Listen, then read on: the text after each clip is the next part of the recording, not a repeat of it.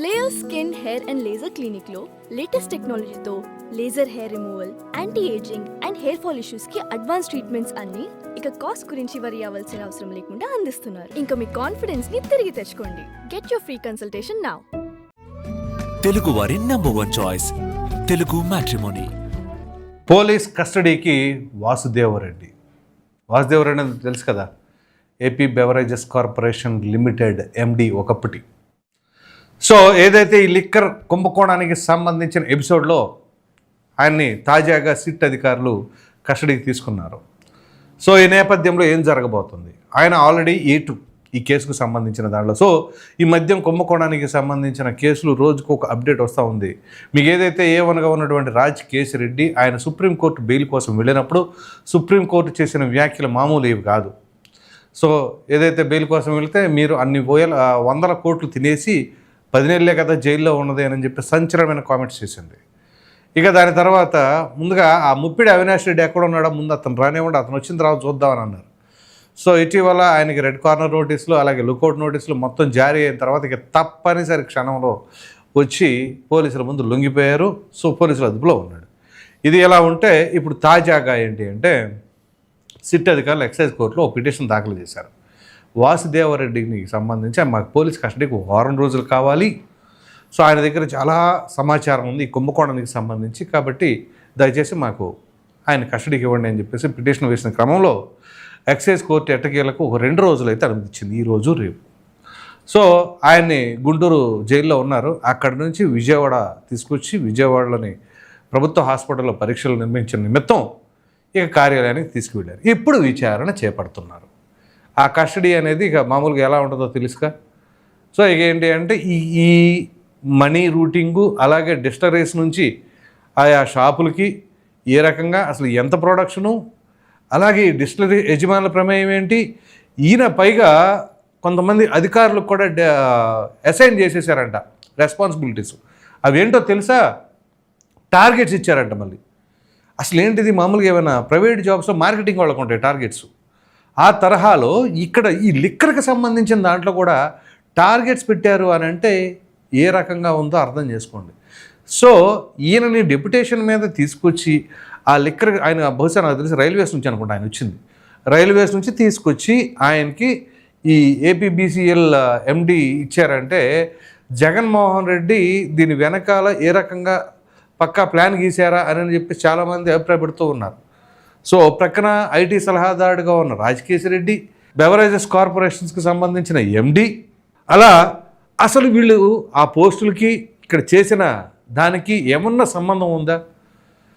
IAS అధికారులు సైతం ఇప్పుడు ఈ స్కామ్కి సంబంధించిన దాంట్లో ఇది స్కామ్ అనాలా, కుంభకోణం అనాలా, దీన్ని ఏమనాలో కానీ దీనికి సంబంధించిన దాంట్లో కొంతమంది జైల్లో ఉన్నారు, కొంతమంది బెయిల్ మీద ఉన్నారు, ఇంకొంతమంది ఏమో ఈ రకంగా విచారణలో ఉన్నారు. ఎందుకంటే ధనంజయ రెడ్డి ఆయన పరిస్థితి ఏంటో చూసాం, ఇటీవల ప్రణయ్ ప్రకాష్ ఆయన పరిస్థితి చూసాం, అలాగే రాజ్ కేశిరెడ్డి బెయిల్ రాలా, మిథున్ రెడ్డి బెయిల్ వచ్చింది. సో ఇలా ఎంపీలు అలా వాళ్ళు వీళ్ళు ఐఐటిఎన్లు ప్రతి ఒక్కరి పాత్ర ఇందులో ఉంది. దాంతోపాటు చెవిరెడ్డి భాస్కర్ రెడ్డి మాజీ ఎమ్మెల్యే ఆయన.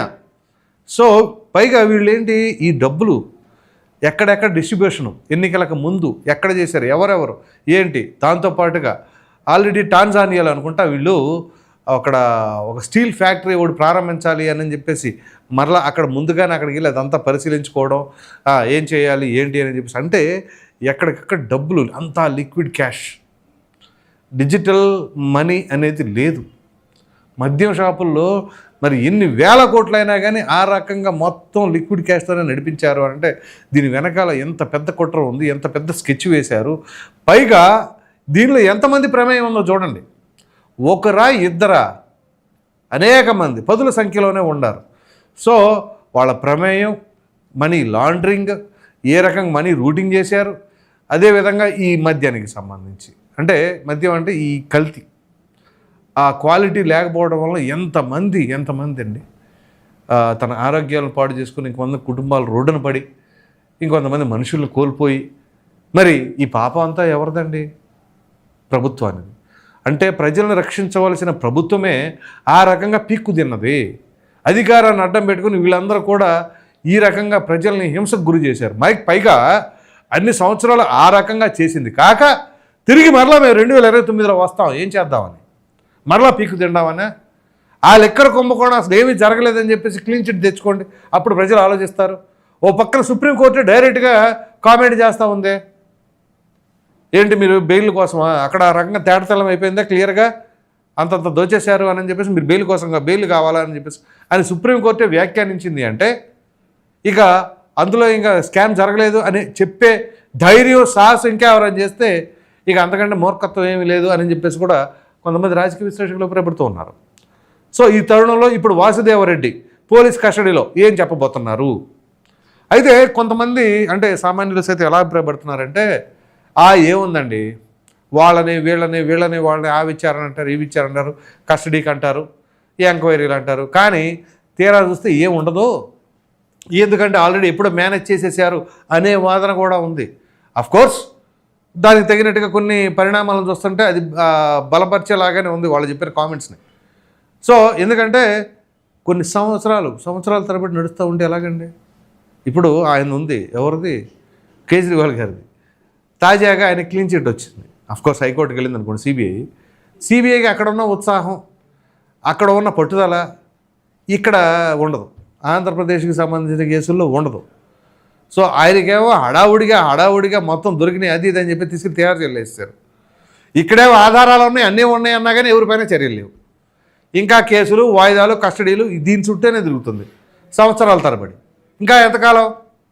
దాంట్లో ఎండి ప్రమేయం ఉందంటారు, లేకపోతే రాజకేశ్వరరెడ్డి ప్రమేయం, అలాగే ఎమ్మెల్యేలు, ఎంపీలు అన్నీ మా దగ్గర ఆధారాలతో సహా ఉన్నాయని చెప్పేసి జరుగుతూ ఉన్నాయి. ఎంక్వైరీలు అవుతున్నాయే తప్ప జైళ్ళు, బెయిళ్ళు ఇదే జరుగుతుంది. ఇక లేదంటే దాని పై కోర్టుకు వెళ్ళటం. సో ఈ తరుణంలో ఇదంతా కూడా ఏంటి, ఇప్పుడు వాసుదేవరెడ్డి భవిష్యత్తు ఏంటి, ఇప్పుడు ఆయన పోలీస్ కస్టడీలో 2 రోజుల్లో ఎటువంటి సమాచారం ఇవ్వబోతూ ఉన్నారు అనేది చాలా కీలకంగా మారబోతూ ఉంది. సో ఇప్పుడు దీని వెనకాల ఎవరెవరి ప్రమేయం ఉంది, అది అధికారులా, ఇంకా అధికారులతో సహా ప్రజానాయకులు ఎవరెవరు ఉన్నారు ఏంటి, వీటన్నిటి నేపథ్యం ఇప్పుడు ఇంకొంతమంది బిక్కుమంటూ ఉండారు. విచిత్రం ఏంటి అంటే అన్ని శాఖలకి తానే నడిపించినటువంటి సజ్జల రామకృష్ణారెడ్డి పేరు మాత్రం ఈ లెక్కర్ స్కామ్లో లేదు చూడండి. ఆయన చాలా తెలివిగా ఎక్కడ ఉండాలి ఎక్కడ ఉండకూడదని ప్లాన్ చేసుకున్నారని కూడా మరి కొంతమంది అభిప్రాయపడుతూ ఉన్నారు. సో ఇప్పుడు ఈ వాసుదేవరెడ్డి విచారణలో మామూలుగా గతంలో కూడా నేను ఒకసారి చెప్పినట్టున్నాడు, తెలియదు, గుర్తులేదు, మర్చిపోయానని. ఇప్పుడు కూడా మరలా అదే తరహా వ్యవహారం ఏమైనా ఉంటుందా? ఈ 2 రోజులు తీసుకున్న అదే పరిస్థితి లేదు, ఇంకా ఇన్సైడెడ్గా లేదా బ్యాక్ ఎండ్లో ఎవరెవరు ఉన్నారు అనే పేర్లు బయటపెట్టబోతున్నారా? ఒకవేళ ఉంటే ఆ పేర్లు ఎవరెవరు ఉండబోతున్నాయి అని మీరు అనుకుంటున్నారు? ఎందుకంటే ఇది సాదాసీదా స్కామ్ కాదు కదా, వేల కోట్లు. అక్కడ ఢిల్లీ లిక్కర్ స్కామ్ ఎంత అండి, మహా అయితే 100 కోట్లు అన్నారు. అసలు ఆ 100 ఎక్కడ, ఇక్కడున్న 1000 కోట్లు, అది కూడా జస్ట్ ఏది ముడుపులు, ఆ ముడుపులదే 3,500 కోట్లు. అది కాకుండా స్కామ్ ఎంత? కొంతమంది చెప్తున్నారు 99,000 కోట్లు అని చెప్పేసి. సో ఆ రకంగా కుంభకోణం అనేది క్లారిటీగా ఉంది. అసలు కామన్ సెన్స్ అండి, ఏ ఒక్కరిని అడిగినా చెప్తారు. అక్కడ మద్యానికి సంబంధించి మద్యం తాగే వాళ్ళని ఎవరైనా సరే మీకు తెలిసిన వాళ్ళు ఉంటారుగా, వాళ్ళని అడగండి అసలు అందులో క్వాలిటీ ఏంటి, ఆ కంపెనీలు ఏంటి, మరి ఆ ధరలు ఏంటి. మరి ఆ ధరలు ప్రజలు వెచ్చించి కొన్నవన్నీ కూడా సక్రమంగా ప్రభుత్వ ధనాన్ని ప్రభుత్వ నిధికి చేరినాయా, ప్రభుత్వ ఖజానాకి వెళ్ళినాయా? అలా వెళితే ఓకే రైట్, సరే వాళ్ళ దగ్గర లాక్కున్నారు మరలా ప్రజలకే పెట్టారు కదా అని చెప్పేసి అనుకోవచ్చు. అక్కడేమో లిక్విడ్ క్యాష్ తీసుకున్నారు, అసలు ఎంత అమ్మారో తెలీదు, ఎంత సేల్ చేశారో తెలీదు. పైగా సీటెల్ సాఫ్ట్వేర్ అని ఒకటి ఉండేదన్నమాట. ఏ ఐటమ్ అంటే ఏ బ్రాండ్ ఎంత కావాలి, ఎంత రిక్వైర్మెంట్ ఉందో ఆటోమేటిక్గా తీసుకున్నది అది ఆ సేల్స్ని బట్టి. దాన్ని తీసేశారు, మాన్యువల్గా పెట్టారు. అంటే చూడండి దీని వెనకాల ఎంత కుట్రకోణం ఉందో, పక్కా ప్లానింగ్ అనమాట ఇది. ఇది ఏ చిన్నపిల్లవాడిని అడిగినా చెప్తారు, ఏ మద్యం తాగే వాళ్ళని అడిగినా చెప్తారు. అప్పుడు అసలు ఆ మద్యం నాణ్యత ఎలా ఉండేది, తాగిన వాళ్ళ భవిష్యత్తు ఎలా ఉండేది ఏంటి అనేది క్లియర్గా తెలిసిపోతూ ఉందిగా. మరి ఇన్ని చూసిన తర్వాత ఇంకా ఏమీ జరగలేదని బొక్కాయిస్తే ఏం ఉపయోగం? ఇప్పుడు విచారణలో వీళ్ళు విషయాలు బయట పెడతారా, పెట్టరా, లేకపోతే తర్వాత కోర్టులు ఎలా స్పందిస్తాయి, సాక్ష్యాధారాలు సేకరించరా, అవన్నీ చట్టపరమైన అంశాలు, న్యాయస్థానం పరిధిలో ఉండేటువంటి అంశాలు. కానీ ప్రజలకు సంబంధించిన మాత్రం, ప్రజల ఆలోచన మాత్రం తేటతెల్లమైపోయింది మొన్న 24లోనే. Full clear. ఏం చేశారు ఏంటి అనేది మొన్న ఇచ్చిన తీర్పుతో తేటతెల్లమైపోయింది. కాబట్టి ఇక చట్టపరంగా శిక్షలు పడినా పడపోయినా ప్రజా కోర్టులు అయితే వాళ్ళకి శిక్షలు పడినాయి. సరే, ఏది ఎన్ని జరిగినా చట్టపరంగా కూడా చూడాలి. కాబట్టి ఇప్పుడు వాసుదేవరెడ్డి ఆ 2 రోజుల కస్టడీలో ఎటువంటి విషయాలు బయట పెడుతున్నారు, మరి ఎవరి పేర్లైనా బయట పెట్టే అవకాశం ఉందని మీరు అనుకుంటున్నారో ఖచ్చితంగా కామెంట్ పూర్వకంగా తెలియచేయండి. Thank you.